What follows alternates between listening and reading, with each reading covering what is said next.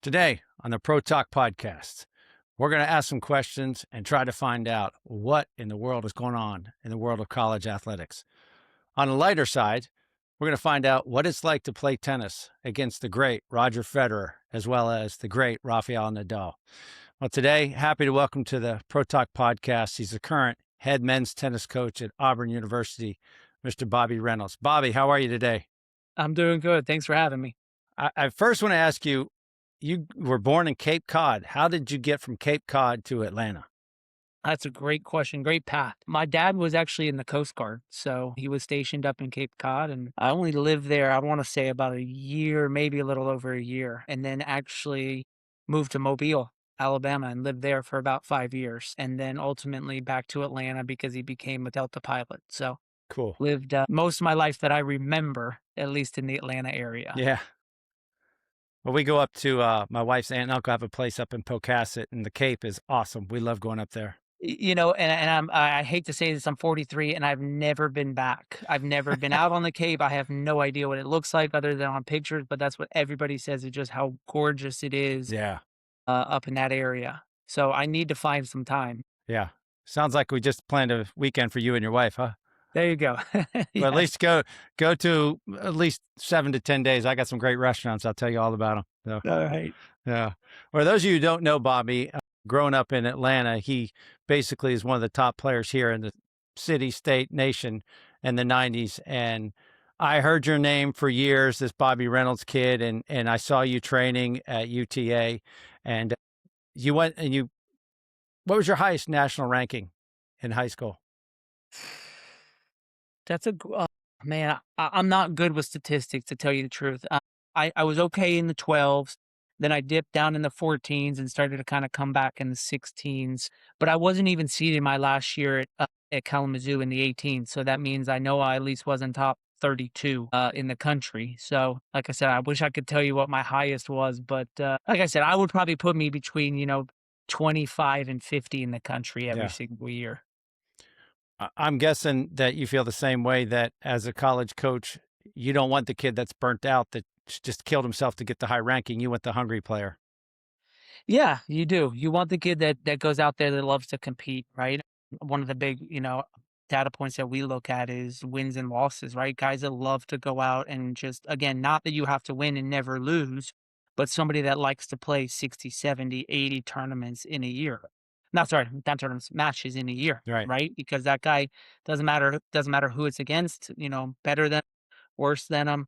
Like, they just wanna go out and they wanna compete and they wanna play, and that's kinda how I was, right? And, I grew up and just loved tennis. It was just kind of what we did, what our family did. There wasn't a lot of high expectations as far as, "Hey, you have to go and achieve such and such," and we just, showed up at tournaments every single, weekend and just competed. So, that's really what I think in the end brings out the best in people.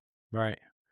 So you went on and you played at Vanderbilt. Let me throw some stuff. I'll throw some stats out to the folks that you played 3 years at Vanderbilt.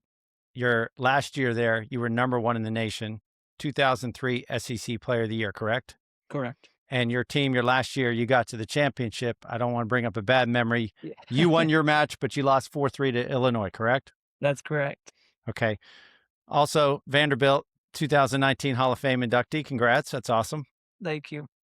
So after 3 years at Vandy, since we're talking about college sports, who had the discussion? Did you go to mom and dad, say, hey, 3 years, I'm number one in the country, it's time to go pro? Or how did that discussion take place? No, it really, I think it just transpired more organically, right? My first year I didn't do that well. I was fortunate because I came into Vanderbilt with 5 other freshmen at this point. And historically Vandy was never one of the powerhouse in the SEC conference, more at the bottom. And so there was a new coach at that time, had been there about 2 years, Ken Flack, who played on tour, obviously won a lot of grand slams and doubles and top 50 or 60 in singles. And he had been there about 2 years and had an unbelievable recruiting class, right? But we were really, really young, and we took our lumps, the first and our second year. But really, by the third year, we kind of felt, got our form, and I credit so much to my development and what I ended up achieving for just his coaching and his insight. But to kind of answer the question, I had a really, really good year that junior year. And at the end, and lost a little early in the singles championship in the quarters. And at that point, USTA had come and said, hey, we're going to put together kind of this small new traveling group, and we're going to sign a coach, and we're going to take four of the guys from college, and we're going to give you a lot of opportunities in the summer to go and play, and you guys are going to travel kind of as a team, even though you're based in different places around the United States. So that was kind of the first insight into, hey, I'm going to go play some professional tournaments. And I had a lot of opportunities as far as whether it be at futures, some challengers, even was able to get a wild card into the Indianapolis tournament. So just a lot of eye-opening experiences to play a lot of great players and different levels of players. And I really had the backing of Coach Ken Flack.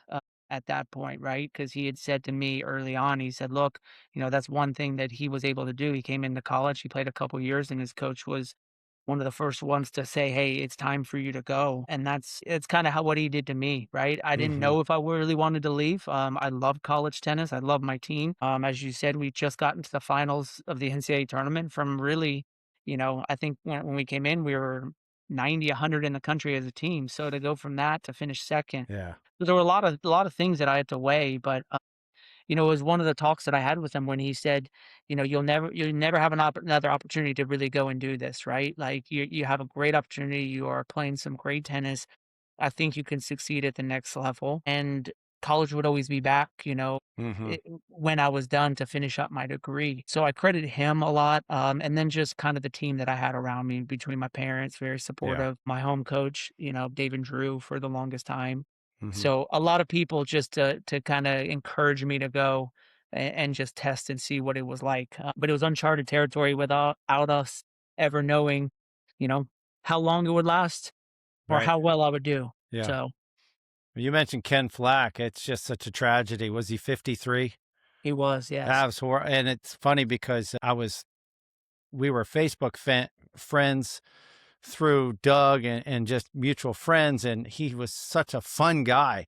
And just everything you heard about him, it's like, I mean, that happened like what, in 2 days? Cesspit and Yeah, I mean, I remember vividly. I was standing at, I was on Mississippi State's courts with our team, and it was on a Sunday, and I was joking because, as you said, Coach Flack he was a lot of fun, right? So yeah. playing for him, back in the day when there was no cell phones and compliance and maybe some of the things that we have to deal with now as college coaches definitely wasn't intact then. So there were some crazy things that we did at Mississippi State one time. So I just had shot him a couple texts and kind of bantered back and forth, and that was on a Sunday, and I believe, yeah, he passed on that Wednesday, so within 48 Yeah. hours, he was out playing golf on that Sunday, Oh my. and that's what he was talking about, and then by Wednesday, yeah, he had passed, so just Wow. so tragic, and yeah, Yeah. to lose him so early, but, yeah, a whole lot of memories and a lot of, his coaching close Yeah. to my heart. Yeah. What age did you start playing tennis?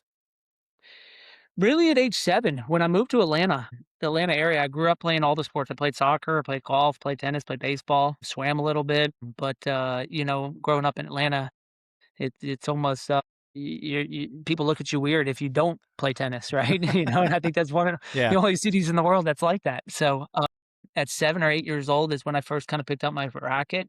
I had an older sister who was, starting and taking out with Jerry Baskin. So, obviously, as families do, right, they cart all the kids around, and I was just out there, and that's kinda how it started. Jerry just saw me, and he was like, "Hey, why don't you bring him out to drills also?" Yeah. And, yeah, from then on, just that was just something that we always did. Like I said, as a family, I had an older sister and a younger brother, and Right. we just my mom took us to a lot of tennis tournaments, so a lot of hotel rooms, a lot of tennis tournaments, and Yeah. that's what we did. It's funny that you said that because I get a lot of the second kids, like the second child who's too young, who sits on the sidelines. And I always say, hey, little Joey, you want to come help pick up balls? And I wink at the parents saying, don't worry, Joey's not there yet. He's 3. Relax. Right. He'll be out here before you know. And they always want to do what the older sibling does. So, Mhm. so your sister Debbie, I heard she was a pretty good player. She's better than her husband. Is that true? I don't know. Yes, definitely. Yes, that's definitely a lot better. Sorry, TK. Okay, so looking back, part of this podcast is not just what people did to be successful, but how people learn through adversity. As a junior player, we all have those you can remember that one high school match or the match at Kalamazoo, whatever. Is there a particular match or two that you go, if I could go back right now, I'd like to play that kid again? Yeah, I mean, I think you always have some matches, like you say, that stick out, that are pivotal times, at least that you believe in your life at that point. As I think about it, I don't know if I could pick a junior match that really one pivotal match. As I said earlier, I was pretty good at 12s. I ended up getting to the semifinals of the Southerns in 12s, kind of out of nowhere, and then really took a real big far drop, into the 14s as kids obviously started to age, and get a little bit taller and, probably took me a little bit longer to go through puberty and some of those things that play a factor in boys tennis. But, that would be kind of a pivotal time. Like I said, for me was like, all right, like I'm not doing as well as I thought I should or I did. But I draw back to kind of the people that I was surrounded by, right? And not having huge expectations from my parents, from my coaches. Obviously, growing up with UTA, there's been so many great and pivotal coaches that have helped me. As I said, David Drew has been my, main coach since I was 11. But you can go all the way through the Torrey Hawkins and even Eric Dobbs, who's down in Florida, and Tim Noonan and David Stolley, and just everybody who's come through UTA Mhm. and that academy to help me in those times, right? Where again, you're kind of seeing the big picture, kind of seeing, hey, we're just going to keep developing. We're just going to keep getting you better rather than, okay, you were ranked, 30 in the country in the 12s, and now all of a sudden you're 130, Mm. right? Because I think a lot of kids, with that type of a drop off, it has some huge effects on them. And so thankful. And I say this as a college coach now, I'm so thankful that we didn't have UTR or anything back then, because just what that does for kids' psyche at this age, I don't think it's in the best interest of long-term development and sustainability from 12s until 18s, because you're always going to be kind of going like this while you're trying to have that upward trajectory. And you just see it with kids of all levels. It doesn't matter whether you're more high school or just rec players into competitive, into high level. They're always worried about, hey, what is my UTR Yeah. doing? It went up, oh, it went down, and just that kind of constant information pump Mhm. at all times, I think would have been definitely detrimental for me, Yeah. probably at that time. I remember talking to parents and just recently, as a couple of weeks ago, that so and so lost in the first round and they're in the back draw and I'm like, listen, what'd your kid learn? Even if he won the tournament last week, what did he learn from it? It's like, hey, my state ranking's this. Well, you're gonna have to defend that. you know, people are coming after you now that you're ranked higher. And I told him, I've talked to so many college coaches who said, I want a kid that's hungry coming to college instead of just getting burned out playing millions of matches and just doing that for the ranking. Like you said, that UTR, it's like hanging above their head. Yeah, it's like, you can see players, that pull out of tournaments. You see players that if they have to play somebody that's not going to help their UTR, they're going to pull out. Or you're always seeing them only play a schedule that will make their UTR go up. Hmm. As a coach, and my philosophy is, as every player, you should be looking to play 25% of the players that are below your level, 50% of the players that are right around your level, and then 25% of the players that are above your level, right? And, being able to, like I said, if you're playing somebody that's below you, being able to go out and handle, the business, right? Everybody, in tennis, I think we all play a lot of times to the level of our competition, right? You play somebody that's better, oh man, I played so well. You Hmm. play somebody that's a little bit worse, man, I didn't play as well that day, whether you win or you lose, right? Correct. So it's being able to kind of put that off and to go out if it's below your level and to either go and take care of business or be able to implement some of the things that you're working on in practice, right? And really have a process oriented game plan of, I'm going to go out there and I'm going to do this in my game, in this competition, in this match that counts, because that's what I've been working on and I know that's going to get me better, right? And then obviously the 50% is, where you are. And then the 25% is always to see, okay, have I been having success against those 75%? Now I need to test my limits. Maybe I'm not playing as high of a competition in my meat and potatoes. And Hmm. and you start having success against those top 25% and being able to see, all right, they're not that much better than I am. They only do X, Y, and Z a little bit better than that I've been doing. So that's where I need to kind of focus and then I think that's where the level starts to go up. But yeah, I think there's a points chase, whether it be ITFs, whether it be some of the tournaments. I think it's a UTR chase, and at the end of the day, I mean, I'm the first to say I know a lot of coaches do UTR, right? They do use them for college and in recruiting, but for me, it's always the eye test, right? Hmm. I'm going to look at the data. I'm going to look at what your UTR is. I'm going to look at how many matches you play. I'm going to see who you win and lose against. I'm going to see where you like to play. But at the end of the day, I'm not choosing anybody without going and watching and having a conversation with them. It's the integrity of the person and the character Yeah. before even some algorithm that a Right. computer spit out to me. Does it matter to you to see how a kid plays when they're losing and also how they handle that defeat? Of course, how they act on the court, how does their surroundings, parents, just how do they come off the court? How do they address, the people around them, whether they win or they lose? How do they carry themselves around the tournament? All of those things play into what we're looking for, right? Hmm. Because I mean, the reality is we're only looking for two players a year. Maybe if you can say two and a half, three, certain years. So right, it's finding those the right two players that are going to impact your program, impact your team, be great in the locker room and the culture that we've built. And as a tennis coach, between myself and the assistant, we can help, right? We can help fix a serve, a forehand, a volley, and really develop those areas. But it's a lot harder to change who you are, Hmm.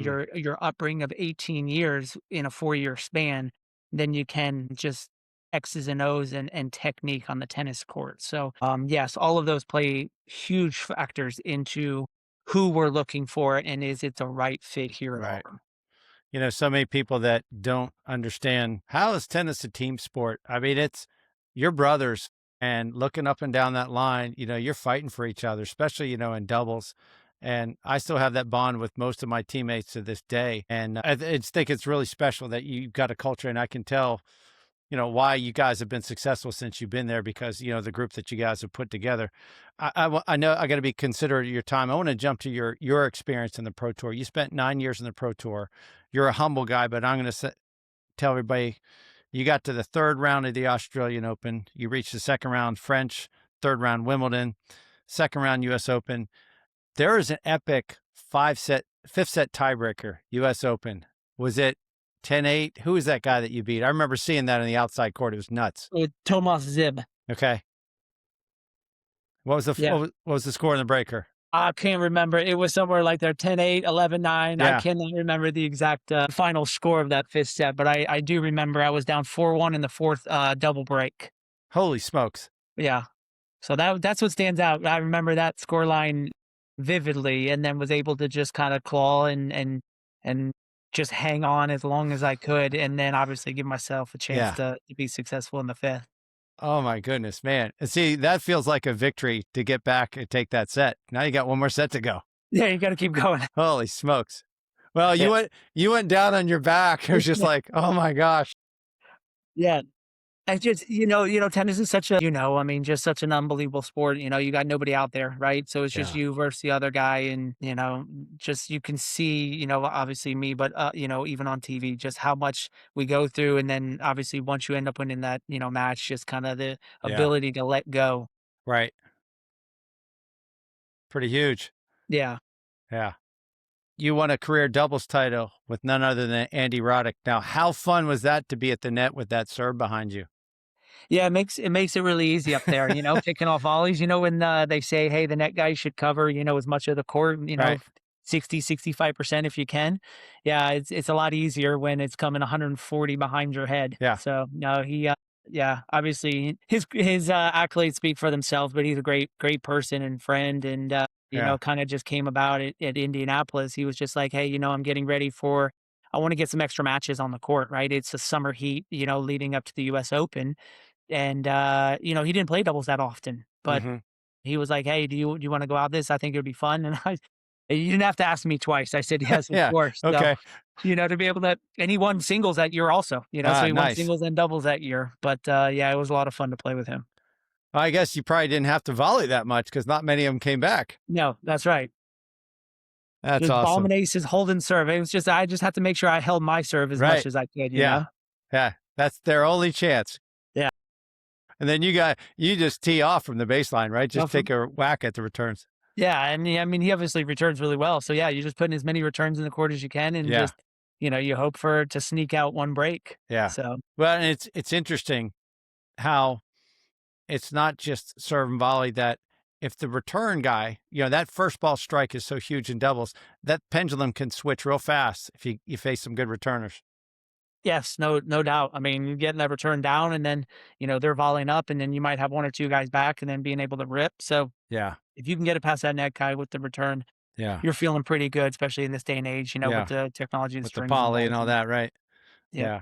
Now I want to tell you, I do remember your brother-in-law, Todd Kennedy. He's been a friend of mine. We've played a bunch together. I remember exactly where I was back in, I think it was, I'm not sure what year it was. It's in the 2000s. You were at the Australian Open. You had just won your second round match and you were playing Nadal next. Tell the world about, I'm playing Rafael Nadal. How's that? Good night's sleep Yeah, beforehand? yeah, I learned the hard way, right? I had come out of college, right? So that was really my first Grand Slam that I had kind of qualified into, and was actually an alternate, believe it or not, into the qualifying event, and then won 3 rounds of qualifying, and then the 2 rounds to play Nadal. But everybody was telling me, hey, there's this junior Rafael Nadal, blah blah blah blah blah. But he wasn't seeded at Australia at that point, so he was just kind of an up and coming player that people were talking about. Hmm. But, me coming out of college and then going straight into tour, I don't know any of the juniors that are coming out Yeah. and really paying much attention. I wasn't able to scout it all. I'm worried about possibly winning each match. And then all of a sudden I get to the third round and he had beaten, I'll think of it. I'll tell you in a second, but I can't think of it right now. A German guy who was seeded to break through. Right. So we go out there. And it's a great story. I'm playing and I lost, and you might have the score. I can't remember. I know I either lost 6-1 or 6 for the first 2 sets. I was either down 6-1, 6 3 or 6-0, 6-1, 3. And I look at the clock, the clocks that they have on the court, and Yeah. it said 43 minutes. And I looked and I said to myself, I said, you got to make it at least to an hour for Yeah. 3 sets. I said, Right. this is embarrassing. So I was able to squeak out like 3 games and lose, 6-3 in the third. But I mean, talk about a player who literally it did not matter what the score was. It didn't matter if he was up 40 love, if it was 5-0, 40 love. He never took a point off, right? You could not tell a difference in his demeanor, his point construction, how he went about it, his energy, anything from point to point to point. And then obviously that's why, he was able to reach what he was able to reach, along with obviously the massive forehand, just he was so hard to play, I think, for a righty because of how high that ball jumped, up and out Yeah. of your can't strike zone. Yeah. So it was a great experience. We'll put it that way, a quick experience. Right. But Well, well, yeah. John McEnroe mentioned, he goes, I hit with him for fun. And it's like the guy needs to relax. He goes, he's got such vicious topspin always. Always. I mean, yes. I mean, the ball is just I mean, you can't, it doesn't even do it justice unless you are able to literally go out and hit with him, right? Even if you watch from the side, you can't really feel the penetration Yeah. and the jump that you do when you're actually out there hitting Yeah. against it. Well, and you got some wheels on you. That tells you, for those that have beaten him, what kind of athletes are on the tour these days. It's foot speed, Yep. like your buddy Robbie Ginepri, lightning fast. And Arthur Ashe said you need 2 weapons to survive on tour. And I've always watched up and coming players. Okay, what are their 2 weapons? Okay, what could we say about Michael Chang? A lot like Robbie Ginepri, quick and stuff, solid, but you're not getting a lot of free points off a serve or a massive forehand. Yep. Yep, no, that agreed. Yeah, you have to. I mean, I think that's always been the case, and it's only getting even more and more important, every year that goes on. I mean, you look at those guys now, and maybe 10, 15 years ago, you would have said, guys over 6'3" can't really move that well, but they're Yeah. tall and they can, bomb serves. Now you got, Zverev out there. I mean, yeah, that guy moves like a gazelle, Right. and just center. I mean, all these guys, big guys that are just absolutely flowing across the court Yeah. and making it look so easy. Yeah. So yeah, it's definitely you need movement. That's like a must. And yeah, Yeah. you have to have a couple weapons. I remember talking to some ladies down at the BB&T tennis tournament, ladies that I was coaching, and I don't know who was playing. They're like, man, these guys are amazing. I'm like, well, yeah, they're like nobodies. And you cannot appreciate how fast that ball's moving and how fast the players move until you see live pro tennis. I agree.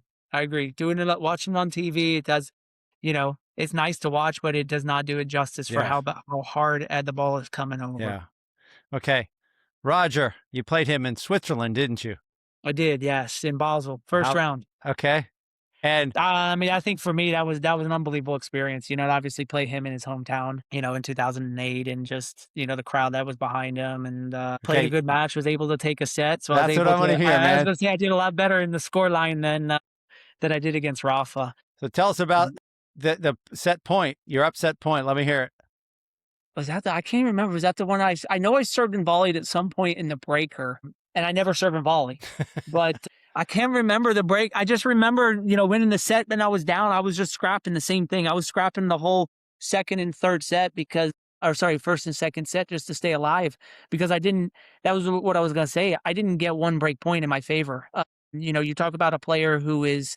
I don't think they give him as much credit for his serve and how good his serve is. He was able to hit a kick, a slice, a flat serve off the exact same toss on a first and a second serve. Mm-hmm. So, as a returner, and I felt like that was always, a pretty big strength of mine, was being able to pick up the ball off the racket pretty quickly and see, where's that serve going to go so I could, become a good returner. And I remember playing him just in the first couple games, and I was like, I have no idea. I was literally guessing on the return out of my split step, to see which way was it going to come to the forehand or the backhand. Whereas, like I said, in most other players, I've always been able to pick up on some nuance or something with the toss or racket Mm-hmm. on impact where it made it, where you could have an educated guess. So yeah, I didn't get one break point in 3 sets against Roger. Obviously able to take the second set in a tiebreaker, but he just puts you in positions that you felt so uncomfortable. Like I said, the one being the serve, the other one, they talk about his short backhand chip off of his return, where you're now in no man's land. And he's doing it, for a reason. And he's just making you look like an absolute fool because you're either going to try to take that ball and come in and he's going to pass you, or you're going Yeah. to try to hit it and go backwards and then he's going to hit a winner. Right. So you're like, what do I do? Yeah. But yeah, he was just like I said, he was just so smooth in what he was able to do, or in and around the court. And I'd put him again. I know we talk about whether you throw Djokovic in there, or Nadal, or Roger. Like if you put them all in their heyday. I mean, Roger when he was playing well was something else. Mm-hmm. Well, and the unique thing about tennis that most sports or all sports don't talk about is we're playing on 4 surfaces or 3.5 surfaces. Nadal on dirt, that's pretty tough to beat. Roger on grass, that's pretty tough to beat. Yep. No, they were definitely yes. They owned those tournaments. That's for sure. What was your favorite You played for surface? second or third or fourth. What's that? I said all those other players were playing for second, third, and fourth. Yeah, Like exactly. you knew going in. Yeah. Well, in golf, they talk about top 10 finishes, and I was laughing on the radio one day going, 5 top 10 finishes. I'm like, Federer, Nadal, Djokovic are in the semis or finals of every major for like 15 years. Yeah. I mean, top 10 finishes. Right. Top right. 2. Yeah. What's your favorite surface? For me, obviously, I think being an American, slow bouncy hard court would be number one, but I actually did like the grass. Yeah. I liked the 3 weeks, and I always seem to have pretty good results on the grass against some of the top players. I just think, over there, the grass is very slow. I mean, believe it or not, there's times at the French that the clay court plays faster than the grass at Wimbledon. So, anything that was slower allowed me, time. But also with the grass over there and the Slasdinger ball back in the day, it was very heavy. Mm. So I think it benefited bigger servers, right? You could serve maybe not as fast, but I always felt like my percentages went up just because that ball was a little bit heavier. And would come down a little bit easier. So that, and then you could really just take absolute cuts from the baseline if you were in position and you had your feet set on the grass, right? And same thing, the ball wouldn't fly as much. So yeah, but I would say, if you gave me my preference, it would be more of a slow, bouncy hard court. Mm-hmm. So, they say that losing builds character. Your career record, you lost more than you won. And, in tennis, you lose in the first round, you don't get to hang around and play a back draw. You're done. You're packing your bags, going to another city. What is the day-to-day mindset of, "Okay, I lost the first round, gotta go, boom, boom, boom." How tough is that? It depends how many weeks in a row you do that, right? Okay. The more weeks in a row that you lose first round, the more it starts to drain you. But I think it's, it's double-edged sword really in tennis, right? You're playing a 52-week calendar. Your points don't roll off until a year to date from when you got those points. So you can take some licks mentally and emotionally, some of those first rounds and be able to wipe them off your shoulder as long as you're having some times where you're having success, right? And then really the biggest part of, out on tour is when those points, come up the next year and you have to defend those. Mhm. And that's what makes really the tour the most challenging is that, you'll have a guy again, you can go win a tournament, one year and then you don't win it the next year and you're going to drop in the rankings, or you got to the semis of the tournament, but you drop in the rankings. Right. So that's tough. But, you got to look at it, like I said, in 52 weeks, or, okay, maybe, singles guys aren't playing that, maybe like a 32, 36 week calendar. And you got to be okay, right? You got to be okay losing a first round here and there and just really using it as a time to kind of reflect and, okay, what did I do well or didn't do well? Did I not prepare well? Was it a bad matchup versus that opponent? Or, do I really need to find some time to go back and work on my game? But so that's why I say I don't think 1 week, 2 weeks, 3 weeks, can let it affect you. I think, and I don't know the statistics, but I do know what I'm blanking on the guy from Florida, Vince Spadia. Didn't he lose like 20. some 20 something first rounds Yeah. in a row, Right. and the guy was still top 20, top 30 in the world, Yeah. so that's why I say that as an example is like, okay, yeah, you gotta be above that, right? And you just gotta kind of let it go. And maybe a baseball hitter that goes into a slump and can't hit for a Yeah. little bit, you have the product, you have the game, you have the ability. It's just a matter of working through whatever that kink is. But Yeah. yeah. The, Vince Spadia deal, it's like he was playing doubles too at the same time, trying to get some food money, and beats an office job though, doesn't it? Yeah, it does. You get to travel the world, you get to meet, people from all across the world, you get to do what you love every Yeah. single day. Yeah. And you know what? Like you said, if you lost first round, then you got 4 or 5 days to train, right? That's the There only you go. kind of bad part is, all right, I got to go practice, right? As Yeah. opposed to, hey, I get to go compete again the next day, and I get to go compete again the next day. Yeah. That's the fun part of sport, right? Is the game time. Yeah. What was your greatest victory on tour?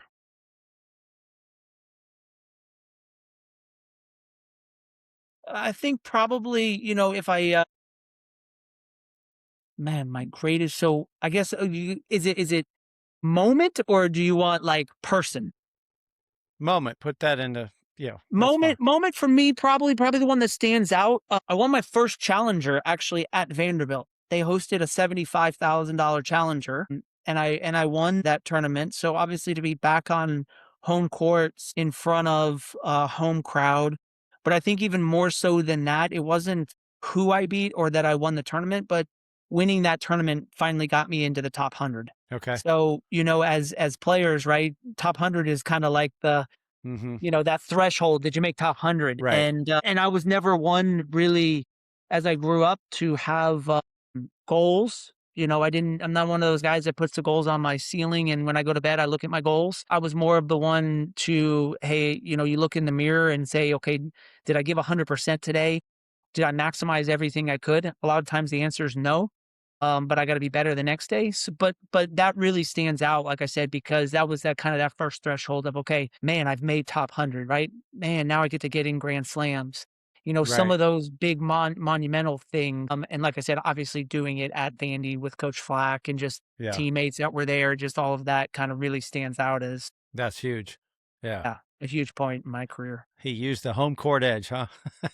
That's right. I knew where those good bounces were. I knew where those bounces were on those courts. Yeah. Tell us about your decision to retire. Was that an easy decision, or was it injury related, or what led you to stop? Yeah, I think a little bit of both. So in 2008 is when I kind of reached my high at 63. And, you talked about earlier on some, from juniors, some setbacks. I think that was really one of my biggest setbacks, obviously, in my tennis career. My tore the ECU tendon in my left wrist. So I wasn't able to hit two-handed backhands. And it came at a time I remember I was practicing. I was doing 2-a-days back in Atlanta leading up to the French. And went out in the morning, hit, no problem, went to lunch, came back, and was just starting to warm up mini court. And I'm like, man, I can't hit a 2-handed backhand. Like it feels weird. So, you don't think anything of it, you just think, okay, maybe I kink something. And continue to train, and then went to the French and saw a doctor over there. And, he said, oh, it's only going to be, 4 to 6 weeks, wear this brace. So I had to play with the one hander at the French against Monfils. Huh. You can imagine how that went. Yeah. And then, you play some of the grass court tournaments. I took off a couple of the grass courts because I wasn't in full form, and then had to go over, obviously still try and play on the grass and play Gilles Simon. That didn't go well either. But, and after those 4 to 6 weeks, found out that it was a lot worse than that doctor had diagnosed, so then I had to get into, I went and saw a couple doctors, had to go in a cast above the elbow just to Whoa. kind of reset that tendon, because he said every time that I extended my arm, even though I had a brace on, Yeah. it was putting stress on where it connects down there. So, that really set me back, right? So it was 4 to 6 weeks there. And then I was out another 4 months with the cast. And then obviously, getting back, it was almost a 9-month kind of injury. So that was really, a huge setback in my career, right? I'd reached the top of where I ended up achieving, but kind of gave me a different insight as far as, hey, like I really enjoyed even more so what I was doing and playing out on tour when you were Mm-hmm. hurt, even though Yeah. I never, like I said, got back up to that point in that ranking. But ultimately retiring, as you asked, for me, it was my family. So my oldest was born in May, and I played the French and came back. He was born, went back over, played Wimbledon. I ended up qualifying, and I ended up losing to Djokovic in the second round there, and played a little bit through the summer. But as he started to age, I started to realize Mm. that I was gone a lot. Right. And, I joke, and my wife even joked back at the time, he would think that his daddy was FaceTime. He'd be like, "Oh, daddy," and that was really kind of the first dagger that hit, that I was like, "You know what? Like, Yeah. it's coming," right? Right. Because again, I didn't want to do that forever. And then I ended up, once my wife became pregnant with the second one, that was kind of the writing on the wall of, all right, Yeah. you know what? Like there's some, I got to play, I got to fulfill my dream. Could I still stay out here? And right then I was between like 125, 150, but aging. Could I go do the doubles tour? Yeah, but again, that's a lot of traveling. And then I still had that 1 year left at Vanderbilt that, I promised myself, I promised my family, like I was going to go back. You don't do 3 years at Vanderbilt and Yeah. then don't finish up and get the degree. And I always had the thoughts of doing college tennis. So there was a lot of other things that were of interest to me at that point that made it easier to put the racket down Right. and say, okay, my time has come. Yeah. So now you're a coach at Auburn, and you've had a very successful run. People haven't talked about Auburn tennis for a long time. Now Auburn's right there, making the NCAA's. How special is it coaching two of your nephews? It's great, just that they have, coaching in general is just such a gift, right? To be able to mentor whatever, I think it's, same as teachers, right? Like the amount of time that we have with these, you know, guys, whether on the court, off the court, and the impact that we're able to have in their lives, of guys that are between 18 and 22, 23 years old is huge.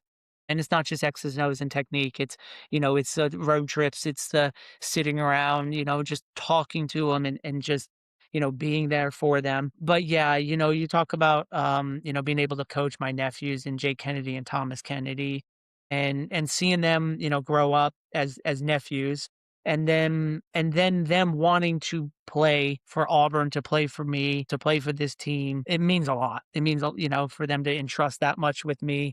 And but I'll say it comes at times, that's challenging too, right? As a time where you have to be the coach's hat instead of the uncle's hat, Right. and they have to look at me as a coach rather than the uncle sometimes. So, it goes both ways, but both great kids from great families. So Right. it makes it very easy to wear both of those hats at different times with them. Yeah.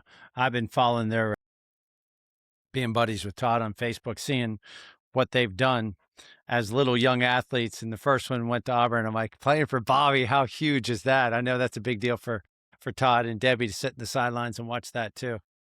Yeah, it is. You know what we try to, I mean, really with our guys over the last probably 5, 6, 7 years, we have a lot of Americans, right? A lot of people from the Atlanta area. So it's a huge family atmosphere when, when we're playing, right? A lot of their moms and dads come down, siblings come down, relatives come down. So it's neat, like I said, for me to be able to look up, from the court into the stands and see my sister and brother-in-law. Yeah, My parents actually live here in Auburn with, here. So they come out to all the matches to get to see their that's grandchildren. So great. it's a Yeah, neat, couple years right now that I know, Thomas just graduated, so he's back in Atlanta working, and Jake only has 1 more year. So, yeah, I know that time's coming to an end, and yeah, a sad, sad time to come to an end. sure. Yeah. So we need to talk about, people are like, okay, enough of this family talk. Let's talk about NIL. I, I, I I would rather talk about how well you guys have done and, what do you see coming up. However, the thing that's when I was talking to Todd about talking to you about how different schools poach different players, I was under the misconception that they were just out recruiting you. And it turns out schools' big bag of money are paying kids more and kids are leaving to go get more money. My first question before we get into all that is why should college athletes even get paid? Aren't they getting paid to go to school by via scholarship?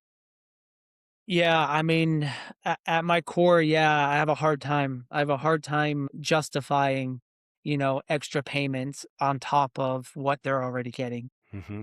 I think if we rewind, 15 years, and some of the scholarship and only having 4.5 in men's tennis, and maybe some parents having to pay, I could see, some discrepancy, right? But a lot of the power fours now and a lot of the programs, a lot of the top, 50, 60, 70 in the country programs, they're almost all fully funded, right? So anywhere from 4.5 to 8 or 9 scholarships of full rides, so that's paying for your tuition, that's paying your living, that's paying your food, that's paying your books, and that's still putting, anywhere from seven to $8,000 in your pocket of extra money, right? Hmm.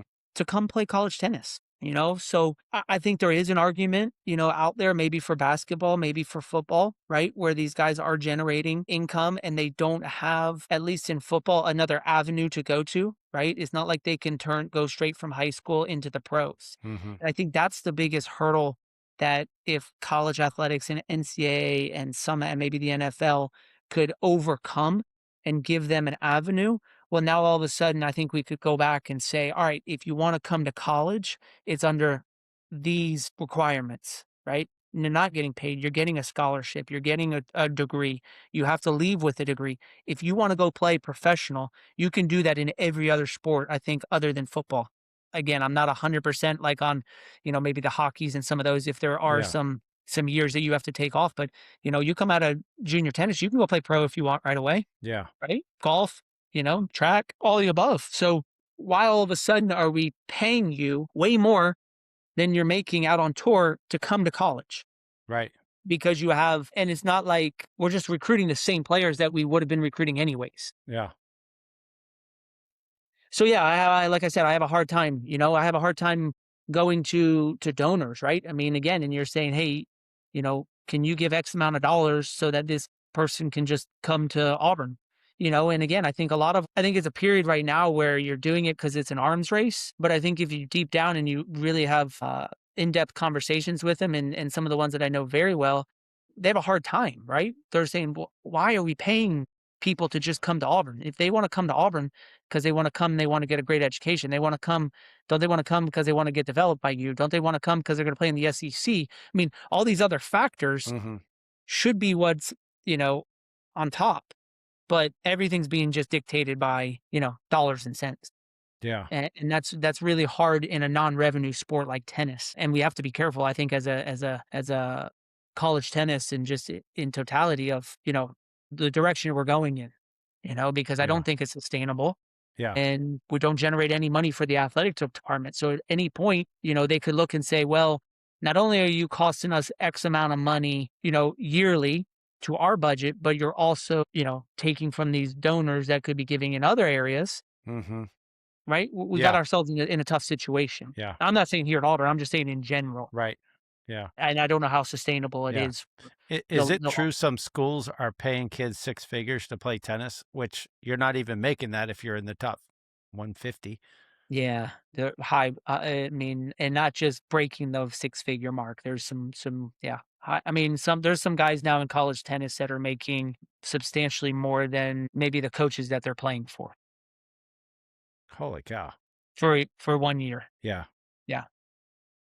Okay. So, that's just kind of puts it in perspective. I mean, again, we have recruiting calls, with guys that are coming off tour that reach, 800 in the world, have career prize money of maybe $28,000 and they're looking for six figures. And you're just like, but you went out and you played on tour for 4 years and you only made, maybe $6,000 a year. Why do you think you're worth six figures? Like it doesn't go together right now. But Yes. the market is there, Yeah. and they are at certain places getting that type of compensation. It's just, again, is it sustainable? And, are you going to be there for 4 years or is it a 1 year deal? So if if somebody was on tour, you're saying they've gone out and played professionally, they can now come back and play as an amateur? That what? Yep. Yep. Right Wow. now, yeah, that is as long as they're within their clock Okay. of when they left high school. Yes. Yes. Now, again, can they come back and play for 4 years? No. Right. Because you kind of lose every year after you start. But What's the yeah. clock? So you get 5 years, you get 5 years to play 4 seasons. Okay. Uh, and you're going to get penalized if you go out and you play and you're not enrolled in school. You're going to get penalized if you're playing matches. So I if I go out gotcha. and play out on tour, I basically use Yeah, yeah, a yeah. season eligibility Okay. each year. So you can. That's why you're seeing guys that are 22, 23 years old coming into college tennis and they have 1 year to play. And they reached three, 400 in the world, Yeah. and they're just coming back for a 1 year payday. It's funny that there's a clock. I mean, there are some regulations. Yes, but I mean, again, there's n and I mean, you see the NCAA manual, it's like this thick, Right. but the amount of waivers and what you can do to get around all those, and I think people are seeing it in the real world, right? If you have a lawsuit against the NCAA, you're gonna get what you want. They just don't wanna go down the lawsuit Right. route. So, yeah, it's a wild, wild west right now, just as far as everything, getting kids. You wouldn't think a kid that can come in as a 23-year-old freshman, that's Yeah. just How does but that make sense? right, but it's feasible right now. So Yeah. it's navigating it right now, and and hopefully, through Senate, through Congress, and some of the things that are being pushed right now, and I think maybe either this week or next week there's some ruling on it that we get at least some guardrails, Yeah. as far as this is what it should look like, and kind of bring it back to why Right. everybody loves college athletics in general, Yeah. and it's gotten far away from that. Well, I don't like the timing of all the sports with the transfer portals and stuff, but it, it seems to me like if you could go back to, okay, we're just going to give you a stipend. We'll give you 2 grand a month, which is, hello, as a college student, that's a lot of pizzas to take your girlfriend out or to go to the movies. I didn't have time to spend a lot of free money or money in college because I was a student athlete. Where's the time to spend all that money? Right? Yeah. Wow. Yeah, no, yeah, I agree. I agree. It's somehow we can get that pendulum to swing back. Maybe not as far as it was over there, but Yeah. definitely we need it closer back to the middle than we are right now. So what happened with your, they were number one players. Is that correct? That I lost in the transfer portal? Yeah. Yeah, so I lost one last year, and then we lost one again this year. I think what we can hang our hat on of what we've been doing an unbelievable job on, in the last 5, 6 years is developing these players, right? We've had a ability to bring guys in maybe a little bit lower, and maybe some guys that aren't highly recruited is, but and then take them and develop them and make them better, Hmm. and get that level to a higher standard. So, that's the nature of what it is right now, right? We're doing a good job of that, and other coaches are seeing, other programs are seeing it, and they're able to, across the board, right? You're able to get kids to go into the transfer portal and just kind of test the waters and test the market. And really, once that happens, it's hard to bring them back in. So it's part of college athletics right now, but we'll keep finding the guys. If we lose one a year, then we're holding back. We're holding on to 90% of our guys. So Yeah. That's the way we got to kind of look at it. And you have some programs that are losing 4 or 5 guys, and you have some that are losing zero. So Yeah. you know we just keep going and keep developing, keep doing what we do for our DNA and keep pushing. Well, yeah, I look back and try to put myself in the shoes of players today that, okay, if you and I are teammates and you don't have a good financial background as a kid, would me and my other buddies on the team feel bad if you had to go to another school because they're offering you six figures? We're like, well, Bobby's got to go. He doesn't have, you kind of understand that. But at the same time, it's like you probably be torn that you don't want to leave us. We're buddies. We're teammates. That I can't even fathom saying that to my college teammates. I'm Yeah, Bolton. yeah. I mean, I don't know at every program or the guys that are going in the portal. I do know, obviously, there is, like you said, there's a lot of, like, guilt, right? Of whether the player for what the coaches have done, the guilt to their teammates. But at the end of the day, like you said, you're talking about money that, you're not making unless you're top 150 in the world, right? Yeah. So, everybody's got to balance, their priorities and family situation to figure out what's best for them, right? Hmm. And that's just become another component of recruiting and retention and college athletics, and for certain families, money's the number one factor, and for other families, money's not a factor, and Hmm. so that it's just like I said, it's just different from situation to situation. But I can't really fault the the the players, Hmm. and trying to better themselves financially. It's more of, like I said, it's a system. It's a Yeah. system that we're in Yeah. right now. And just the optics and long-term detrimental route that we're going in, right? I mean, if you're paying some guy that much and then all of a sudden he goes out on tour and he's not making that much amount of money, and then he's got to go get a real job and he's definitely not making that amount of money, like, it's just unrealistic. We're in an unrealistic time right now in the amount that we're throwing around. Hmm. Yeah.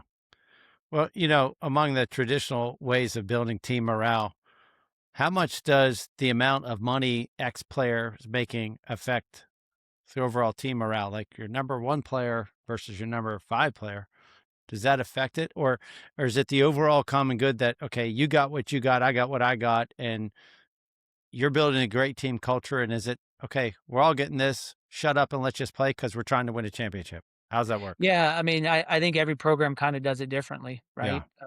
We try to do here is we try to meet the needs of all the guys, right? Everybody wants to play professional tennis, Right.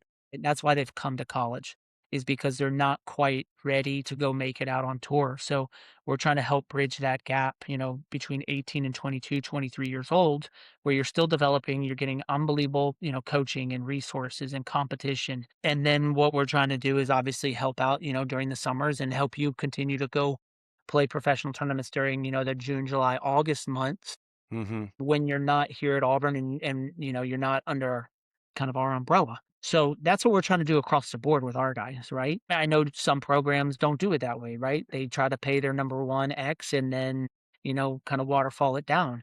I know a lot of other programs that will just go in the transfer portal and pay whatever it is to get that player, right? And then I think that's the hard thing is that, you can look through, if you have the detailed information or you have the underground information, right? Some of these programs that are paying ridiculous amounts of money aren't getting the success, right? They're not the ones that are winning the championships in the Mm. end. Yeah. They're doing well, okay? But it goes back to, like you said, that culture. And you can see it, right? If you're a fan and you watch two teams play college tennis and you see one team that has great culture and you see another team that doesn't have great culture, regardless if the team's winning or losing, you can definitely tell, and that speaks, I think, a lot to what's going on in the locker room, right? Hmm. If I'm a coach that's going to go into the transfer portal and pay $100,000 for a kid because I need to get him, and then he ends up not being as good as I thought he was going to be, and he's playing six for me. Right. My number two guy is only getting $30,000. Well, what's that going to do? Like you already know right away what's going to happen. You either got to find more money for your number two player, Hmm. or there's going to be some bad culture for at least that year, Yeah. and yeah, that's what you end up seeing Yeah. kinda going on at Yeah. different programs. So, Well, that's refreshing to hear. There's guys like you that Coach K and John wouldn't be proud of because culture beats talent. when you think about, the team and fighting for each other, that you probably wouldn't want that prima donna for making, $100,000 if he's going to bring that into the team culture. Right, and, well, like I said right at the beginning, right, we got into this because we wanna help kids, we wanna mentor Right. kids, right, and, I'm not saying all, right, but, you know, are they gonna be whether you look at football or different stories, right, are they gonna be as inclined to take criticism and get pushed and pulled and and and get everything out of them that they need to ultimately Right. reach their max capacity with that type of financial compensation, and here's the hard thing for me really is that they're not doing anything for that money, Right. Yeah. right? It's not like you're going to school and then we're going to pay you $100,000 to go do extra stuff, right? And you got to go work another 12 hours a day or 10 hours a day. You're just getting that for just coming to school, And that's the hard thing for me. Nuts. Yeah. Yeah, is that you're not having to do anything, and that's, so yeah, I think, back to the culture thing, right? Yeah, I mean, I want guys that wanna come out here. I want guys that wanna bleed the blue and orange. I want guys that wanna be coached by us. I want guys that want to see the bigger picture of, "Hey, we're gonna go to Auburn because we're gonna be coached and we're gonna be developed and we're gonna get better, and our payoff is going to be, when we reach top 100 in the world and we play these grand slams." So that's kind of our philosophy, and like I said, we have the resources, we have the means to help you in every Right. way to get there. I'm just not gonna be one that will just, Yeah. drop off a lump of cash, Yeah. for you to come here without anything Yeah. else. It's like, I think we talked about this previously. It's like the movie Blue Chips. Ricky Rowe, just 30 grand, drop it in one of those duffel bags. I've been around. That's what people are offering me, you know. Right? But I mean, coaches, we're supposed to be preparing kids for life. For life. Go to Auburn, you get a bag full of cash. No, no, no, no. No, you want to play for Bobby Reynolds. Right. Yep. Is it more gratifying for you to win on the pro tour or to be a head coach and win?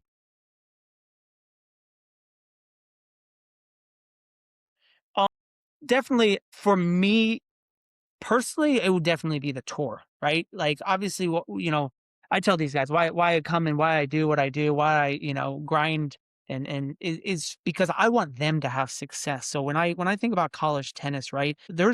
Yes, I want to win. I'm competitive. I think everybody who is a coach wants to win. But I want to win. I want my guys to win. I want them to feel the success. I want them to get the accolades. I want them to see what they're capable of doing here for our program and then beyond. So it's not really about me. It's not about our coaching staff. Obviously, out on tour, everything I did, everything that I woke up day in, day out, every minute was for myself, Right. right? It was to hopefully win that match, to hopefully get more points, to hopefully, get up in the rankings and all of that. So, you know, personally, I would say yes, more on the tour side for the accolades. Yeah. You remember, I mean, you get to do it numerous times a year. I just remember those van trips, especially away trips. You're talking with your buddy how he did this and he won that point, and then you won this point, and we're all recollecting our victories. And we didn't like that guy anyway. And then you thumped him in doubles. And how great and special was that? Because we all did it as a team instead of just, hey, you won your tennis match. And then that's what's so special about college tennis. It's just the bond is just tight. Oh, I mean, I don't, I mean, when people ask me some of my greatest tennis memories, like most of them are from college tennis, right? Obviously, there's a couple that stand out on tour that you just can't replicate and they were fun. But like Right. most of my great tennis memories are, like you said, with your teammates in college tennis and just the things that we did and the matches that we played or came back or this happened. Like that's what stands out more than anything as I look back on my Yeah. start of tennis at 7 to now 43, the biggest part of those 4 years. And I tell these guys, whether it's recruiting, whether it's the guys that are on the team, like cherish this time because this is the greatest 4 years of your tennis life. Yeah. Like you look at me like I'm crazy. Like I got two heads. I'm like, Yeah. I'm telling you, I don't care what you do later on in life. I don't care what you do on the pro tour. You're going to remember more stuff from college than anything else. Yeah. Right. And you're such a family between the road trips and eating at restaurants and, even the little stuff that gets onto each other, but then the practical jokes to each other. That's Yeah. awesome. Yeah. No, it is. All right, couple of questions. Let me throw a little tiebreaker your way real quick. What was your weapon on tour? Um,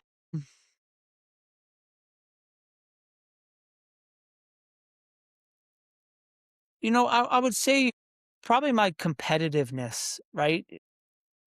I like to think that probably one of my greatest strengths was just like I said, just playing every point and resilient and just like never giving up. I think I had a pretty good serve for my size. I was a okay mover, but I don't think anybody would ever look at me and say, man, that was a massive weapon. But week in, week out, y- you knew you were going to get 100% from me every single match. And I think that's what allowed me to really maximize my career. I don't think anybody, if you ask coaches, if you ask Todd, who's obviously known me for so long and been a big part of my life and my tennis life, he still jokes to me now. He's like, I still don't know how you made it to top 100 in the world. You weren't that good of a tennis player, you know? So I don't think anybody really would have classified me like, because I Yeah. didn't have a lot of talent. There wasn't anything that really stood out, but it was kind of more the hard work and just, I'm just going to do whatever it takes while I'm out here, whether it be on the practice court, whether it be on the match court, whatever it is. And that's just kind of my upbringing. So that's what I would say probably is my biggest strength. I remember watching you, and my Alta team played out of UTA for a while, and I remember, and the word on the street was Bobby Reynolds is just tough as nails. And I remember watching you going, he does everything well, and just very, very solid. And I remember your wheels. I thought, man, this kid can get off on the court. He's got some wheels. So I mean, it's like, I wouldn't want to. I'd have to serve and volley you off the court because then you're not going to outlast Bobby, and you're not going to outrun Bobby, and you're persistent. A nice pain in someone's butt to play against. Right. Yeah. Oh, that's awesome. All right, what's your favorite sport besides tennis? Golf by far. Really? I love playing golf. Yeah. I Okay. mean, if I get to go play something, yeah, definitely playing golf. Okay. Just kind of that time away. And like I said, I think out on tour, a lot of tennis players seem to transition very well to golf, even if they haven't ever had lessons. So What's that feel? I guess it's that feel, a lot of people, that are right-handed play, left-handed golf because of that backhand. But I don't know, maybe it's the, you're trying to always do better than you were the last time. That point, I don't know. It's the sickness of golf. Yeah. But I wish I could play it more, having 3 kids right now and obviously the team, Yeah. I don't get to break away for 5 hours. Yeah. But if I could do one thing, I was, for David, it was actually Tim Noonan. I went over to Ireland for his 50th birthday a Nice. while back and ended up playing, 7 days and, like, Holy that cow. was the beast. So, Do you golf right or left? right-handed. Okay. Because I've Yeah. heard that too. It's like, with the pulling with the front side. So, For the front side. Yeah, yeah. yeah. Interesting. So, Who's your all-time favorite athlete besides Todd Kennedy? all-time favorite athlete, I would probably say Andre, Andre Agassi back in Okay. the day. Yeah, I loved watching him. Yeah. Love watching the flair, just love watching him move around the court. Yeah. Same thing as competitiveness, all that, Yeah. that was fun All right. to All-time see as a favorite young kid. sports team.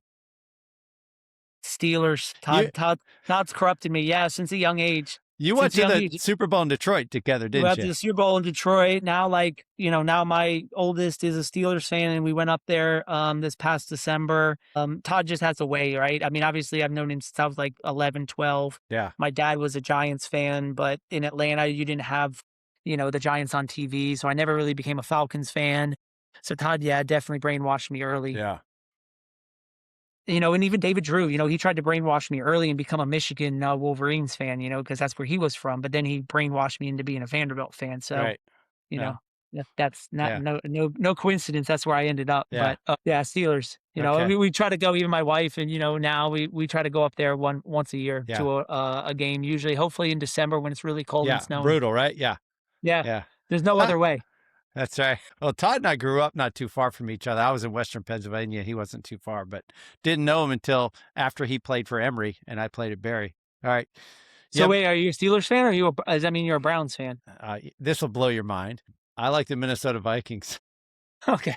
Now, here's why. My older brother, 2.5 years older, I like the Vikings. My dad said I came into his room when I was like 3, and I declared that's my team. He said that was your separation from your older brother. We both love the Pirates and the Penguins, but And then the worst was when I was 3rd grade, the Steelers beat the Vikings in the Super Bowl, and I got picked on, cried. Oh, it was brutal.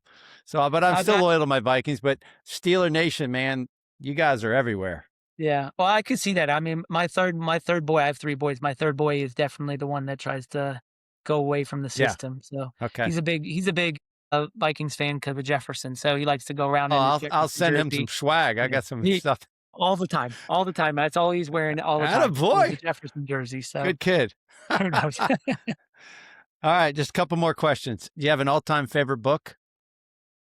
I don't. Unfortunately, I hate to say this, I don't read much. Don't have the time to really get into a book or, the bandwidth. So Okay. I can't pick one off the top of my head. That's bad though. Okay. Who do you look up to or who inspires you?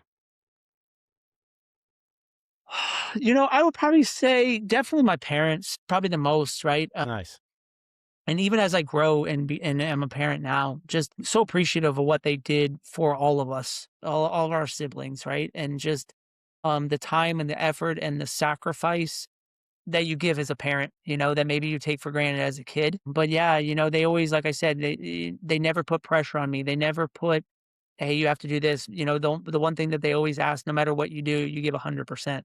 So that's kind of always stood with me in everything I do, and that's what I try to, portray the guys on the team and all the, even my kids is, whether it's academics, whether it's sport, whether it's relationship, whatever you do, like if you're gonna do it 100%. Right. Like there's no reason not to. That's great.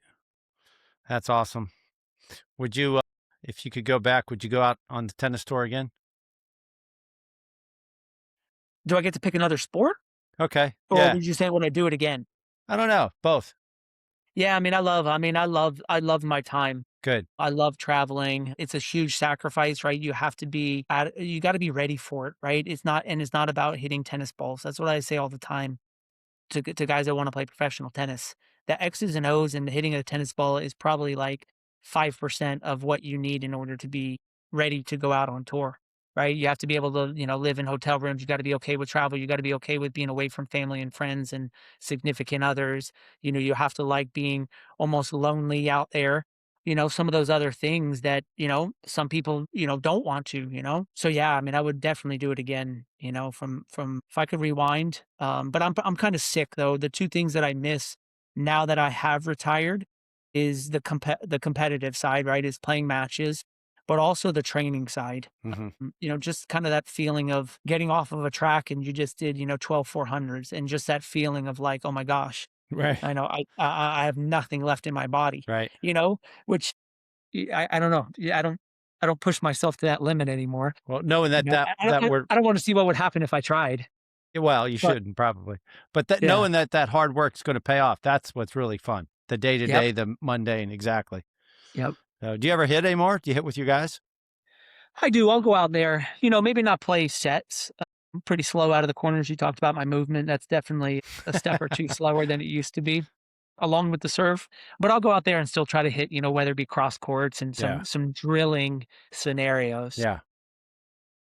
and just kind of lead by example. When I tell them there's no reason that you should miss the ball in the net, for the first 5 10 minutes when you're warming up, like Good. there's no reason, you just miss it long. Like Right. it's not a hard concept to put in your brain. It's just what you've been allowing yourself to do, So, and then they'll call me out and say, okay, then you come do it. Okay. Then I go and do it with them. So yeah, I think at times you have to be able to do that, and kind Right. of show them that you're not just asking them to do something that you can't do or that you Yeah. didn't. Do. Yeah. So Well, it to me, it's also what the player's focusing on. Clear the net? No. How high are you aiming? You should be aiming this high. The net's not even a barrier because it's assumed right. that you are aiming there. So, all right, I'm going to wrap up. One last question. If I ask all your players, former and current, what's Coach Reynolds' quote? What do you hear from Coach Reynolds mostly? What's the quote that I say?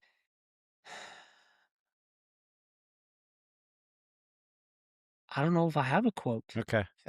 I don't know if I could pinpoint and say that there's one quote that I always say. Or what are you known for? I I mean, it definitely goes back to the hard work. Good. Definitely back to the hard work. I mean, I do, I say to these guys, we not only have to outwork the who we're playing against, But if you want to play it at the next level, you can't just be looking, just so small, right? You got to be looking towards who am I competing against that's in Korea? Who am I competing against who's in Germany? And it's not even the kid who's 18 years old. You're competing against the guy who's 30 years old. Right. So I said, you always have to be looking, and that's what it kind of goes back to, right? I tell them, I guess maybe the quote, right, is looking yourself in the mirror. That's Look good. yourself in the mirror every single day and evaluate and judge yourself off of that. Don't judge yourself off of, did I make this goal or did I hit this threshold? Because I think that's just so short sighted. Sometimes you don't put that goal high enough, and then sometimes you put the goal too high, and now you become, upset that you didn't reach that goal. Hmm. Whereas I think if you always evaluate yourself daily, you can make, like they talk about those 1% gains or those 0.01% gains Right. every single day. Yeah. So That's great. That's awesome. I just had a couple notes here that I'll wrap up with. You mentioned how coaching's a gift. I agree with that. And the ability to be a mentor, what a gift that is to help young kids. That culture matters.